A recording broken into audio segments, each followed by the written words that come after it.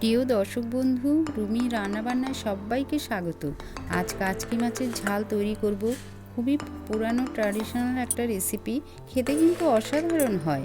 250 গ্রাম কাচকি মাছ ভালো করে ধুয়ে পরিষ্কার করে মিডিয়াম সাইজের 2টো পেঁয়াজ, একটা টমেটো কুচি, নুন, হলুদ, লঙ্কার গুঁড়ো দিয়ে একটু মেখে নিয়ে মাছগুলোকে দিয়ে আবারও নুন, হলুদ, লঙ্কার গুঁড়ো দিয়ে একসাথে মেখে সর্ষে, পোস্ত, লঙ্কা বাটা আর সর্ষের তেল দিয়ে ভালো করে মিশিয়ে কড়াইতে সর্ষের তেল গরম করে মাছগুলো দিয়ে বাটি ধোয়া জল, কাঁচা লঙ্কা দিয়ে ঢাকা দিয়ে মিনিট 4 থেকে 5 মিডিয়াম ফ্লেমে রান্না করে নিলেই কিন্তু তৈরি কাচকি মাছের ঝালের এই রেসিপি।